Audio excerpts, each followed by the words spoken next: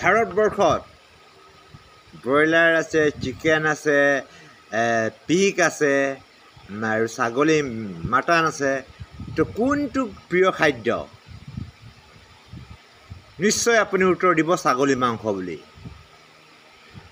ভাৰতবৰ্ষত ছাগলীৰ মাংস ইমানেই জনপ্ৰিয়, আমাৰ অসমত আৰু ৱেষ্ট বেংগলত মাংসৰ বাবে পোহা সৰু কলা ৰঙৰ ছাগলীক ব্লেক বেংগল গড বোলা হয়।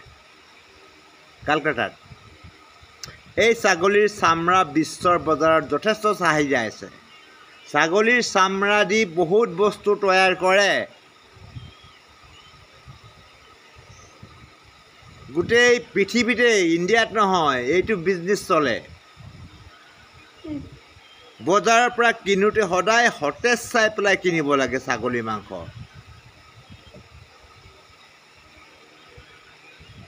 লক্ষ্য কৰিব লাগে যাতে মাংস শুকান বা ঢেলা নহয়।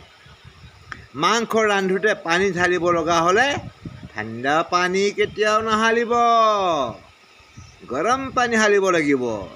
ঠাণ্ডা পানী হালিলে ব্যঞ্জনৰ তাপমাত্ৰা হঠাতে কমি গৈ মাংসটো টান হ'ব পাৰে। Thank U.